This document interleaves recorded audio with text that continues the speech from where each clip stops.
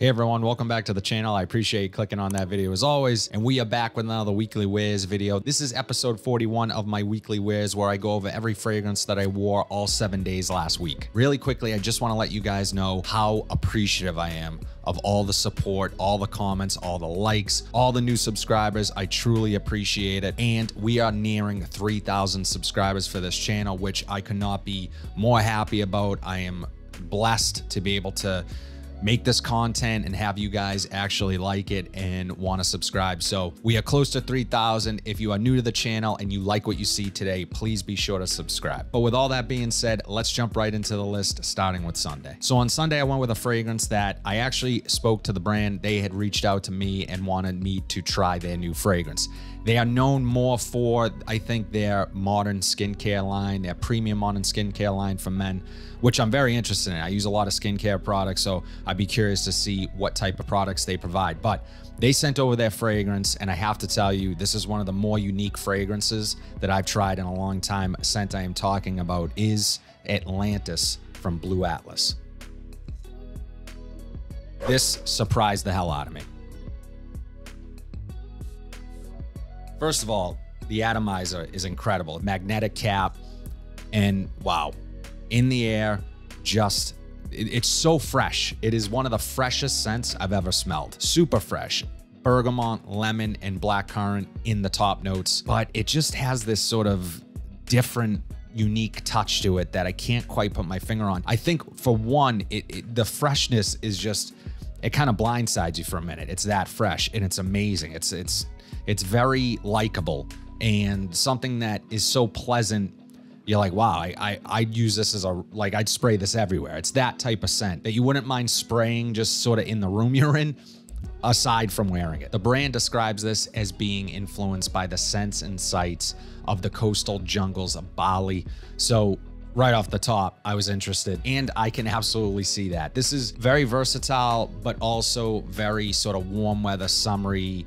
It evokes that fragrance that is so easy to grab on a really hot day. But this is, again, I think, going to sort of separate you from some of the typical freshies. I don't get a lot of sweetness from this, but that's not a bad thing. I actually like that about this. I think the clary sage, the orris, the violet add sort of this earthy, herbal touch to this. So it balances out that freshness. As it dries down, it just becomes more and more likable. It's just one of those fragrances that is just so enjoyable and likable that you really can't go wrong with it. It has this real airiness to it. It lasts all day. I mean, I smelled this hours after applying it on my clothes. So yeah, just super likable. I encourage you guys to check out their website. I will be sure to link it down below and give it a try. But amazing scent, Atlantis from Blue Atlas. So on Monday, I went with a fragrance that has a little bit of controversy surrounding it. You have two schools. You have the people that support this fragrance, and you have people that support the fragrance that it clones. Scent I wore on Monday is the clone, but I quite like this fragrance. Scent I'm talking about is Club de Nuit Intense Man, limited edition parfum. First, let me start by saying this is obviously an Aventus clone. Many of you watching already know that, but this is not Aventus. But that's not a bad thing, especially not in the opening. This in the opening is lemon. Aventus is just that sort of fruity pineapple, where this is that lemony. I'm not crazy about the opening of this, let's be honest. This is probably its biggest, this is where it loses points for me, is in the opening. In my opinion, from the opening standpoint and the others in this line, this is the best one. I've tried some of the others. I tried the original Club de Nuit Intense Man. Too harsh for me, just too harsh in that opening. And it does dry down to a really nice scent. But for me, I'd rather spend the extra $20 or $30, I guess, between the original and this, and just get a more well-balanced, just better overall fragrance in the opening than that fragrance, and again, spend a little more money on the parfum. This lasts an entire workday. It projects really well, and the dry down is awesome. The dry down is obviously closer to the original Aventus. I think to really appreciate Aventus for what it is, you have to have smelled other creeds or have owned other creeds at the same time, and I'll explain that a little bit. With this, you don't get that creed DNA. You just don't. You get sort of the framework of Aventus and what Aventus does really well, which is that fruity citrus opening. Then you get a little bit of smokiness from that birch and this really nice musky dry down. And this does all those things. However, Creed has a signature DNA that is undeniable once you've worn it and you've worn other Creeds. I think it has something to do with the ambergris that Creed uses. It's more of a signature for them that this just does not have. So you're not gonna get it 100%. It will never be Creed Aventus. Again, on its own, a really fantastic scent in my opinion. I like this fragrance. I like this quite a bit. It's great, and it will remind you of Aventus. And if that's your only goal is to smell like Aventus at a discounted rate, I would say go the route of Club de Nuit Intense. Man, I know there are others, Parfums Vintage, but those are more expensive. This is going to be sub $60. This one is the more expensive one in the line, but I like it quite a bit. Lasts all day. Club de Nuit Intense, man. Limited edition Parfum. So this next one actually earned me an unsolicited comment this week when I wore it, and it's a fantastic fragrance that I got at an absolute steal during one of my rack store hauls, and quickly becoming one of my favorites in my collection. Scent I am talking about is Parfums Tamales Dolphin. Now that unsolicited comment was from my wife, but that still counts, right?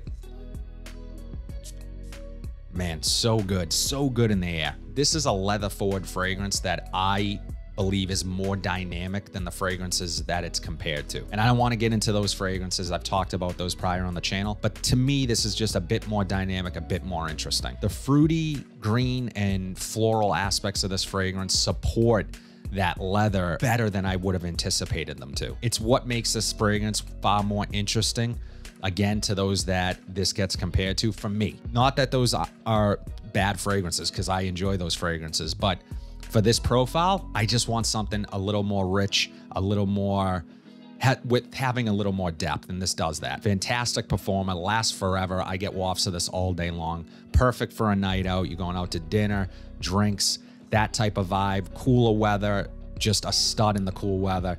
Incredible fragrance, and if you are a fan of leather, you must try Parfums Tamales Dolphin.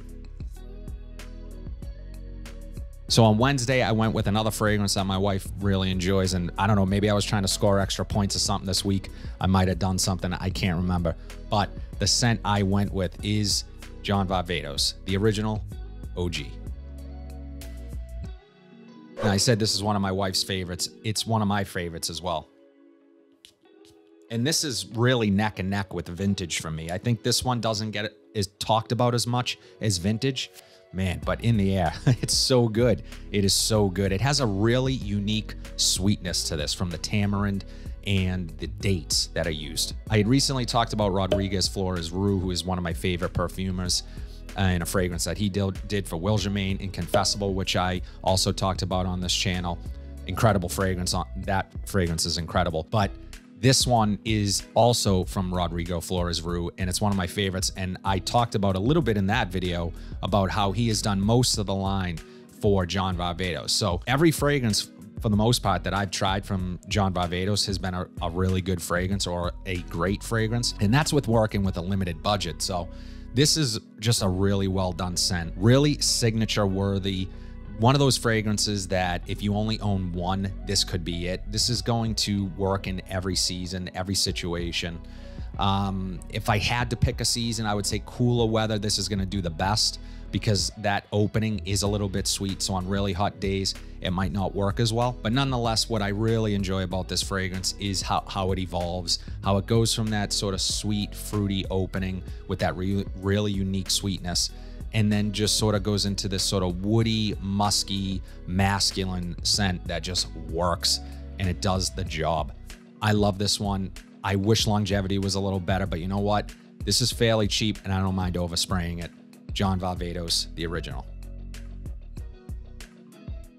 So on Thursday, I went with a niche fragrance that not only is niche, but I think offers some of the best value that you can actually get from any fragrance that you buy today. Bold statement, but I'm standing by it because I love this fragrance that much. I wear it a ton, and I never get tired of it. Scent I'm talking about is Mancera Sadrach. The price of this versus what you get in the juice, it's practically unmatched, in my opinion. And one of the better Manceras. So, oh man, it's so interesting when you first spray this. And the first time I sprayed this, I was taken back. I understood what the hype was about. This is niche level.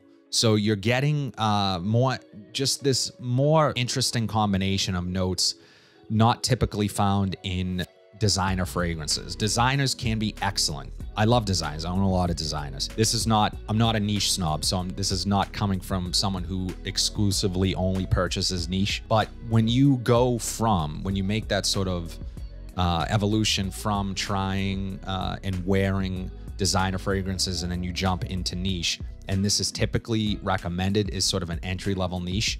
The reason for that is because this is still really likable, still really mass-pleasing. There's nothing challenging about this or overly artistic, which what you find in a lot of niche fragrances. This just sort of kicks everything up a notch. What designer does really well, it takes from that, but then it also takes from its niche roots and just ups the ante a little bit. It's a little bit more smoky. The smokiness is a little bit more risky. It's more, some people say they get cigarettes from this. I don't personally get that. I can sort of understand what people are talking about, but it's just a more prominent smokiness, closer to an ashtray rather than just smoky woods, say. But that's not a bad thing. When I say ashtray, I just more of an ashy smokiness.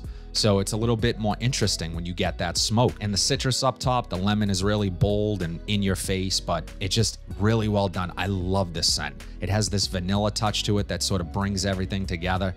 Just incredible, super versatile. You could literally just own one fragrance. This would be it. It has almost a denseness to it that I really enjoy, and it's just so damn good. This is denser than Aventus. I know it gets compared to Aventus. I've talked about that on the channel before too. I don't think they are as close as many people portray them to be. Nonetheless, I like both fragrances, but for me, this is a better performer.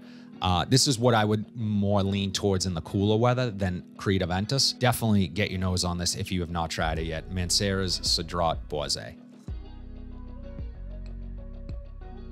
So on Friday, I wore a fragrance that I just recently picked up in my most recent rack store haul. And at the end of that video, I wasn't really sure how I felt about this fragrance. I was sort of on the fence, but my wife had said something this week after smelling it on me. And if I was on the fence, she basically just came over and kicked me right off of it. I'm not crazy about this scent, and I'll tell you why. Scent I am talking about is Banana Republic's 17 Oud Mosaic. So when my wife smelled this on me, she said, this sort of smells like what a grandmother would smell like to me.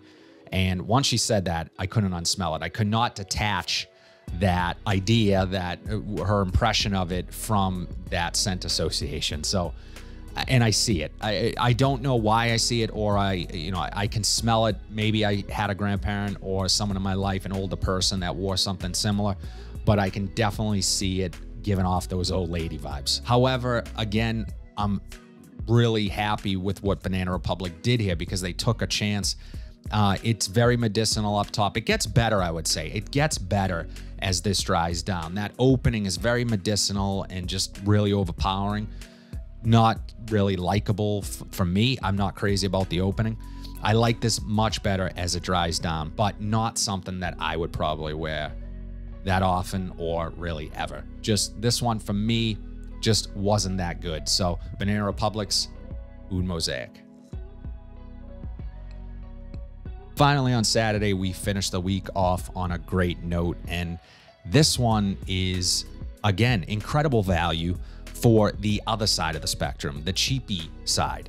What you're getting here is a real cheap fragrance with almost niche quality to it. With really, there's nothing in this fragrance that I can find that would justify the price. So it doesn't feel like they cut corners anywhere. I absolutely love this scent, and it highlights one of my favorite notes in perfumery. Scent I am talking about is Encry Noir's Sport. This stuff is so good. Man, it's so good. So good in the air. It's woody, smoky, earthy, really clean vetiver. It has this morning dew vibe to it, so it's I wouldn't call it aquatic. It's cold. It's like walking outside at 6 a.m. just as the sun is coming up, and the grass just has this sheen of almost grayness to it because it's just covered in dew, and the sun hasn't quite done its job yet of evaporating that water. It's so good. That vetiver is just so amazing. It's just, again, for a sub $20 fragrance, I don't even know what you can get this for right now. I'll be sure to link it down below. For me, this is great for the office. It's really great for those situations where you don't want to necessarily grab a lot of attention from others, especially with the fragrance you're wearing. And it's also one of those fragrances that I wear more for myself than other people anyway. So it has a calming effect for me. I like to wear it on rainy days. On the day I wore this, it just happened to be pouring here in Boston. So just amazing stuff, and so happy to have this in the collection. I love the juice color also. It has this really cool, I don't know, you can't see it on camera, but just really cool, deep, almost forest green juice color. So very cool. Love this scent. Would really like to try the rest of the line. Encry Noir Sport. That's all I have today, guys. Thank you so much for watching this channel. I appreciate all the support as usual. Let me know in the comment section down below what your weekly rotation was. I love to know what you guys are wearing. And again, a reminder, we are close to 3,000 subscribers. So if you like this video, please be sure to subscribe, drop a like. It is truly appreciated. I would love for you guys to come back and see what else I have in store. All things fragrance. Again, if you like what you saw today, please be sure to like, comment, subscribe, share this video, hit that bell notification so you're updated whenever I upload new content. But until then, have a fantastic week, and I'll see you in the next video.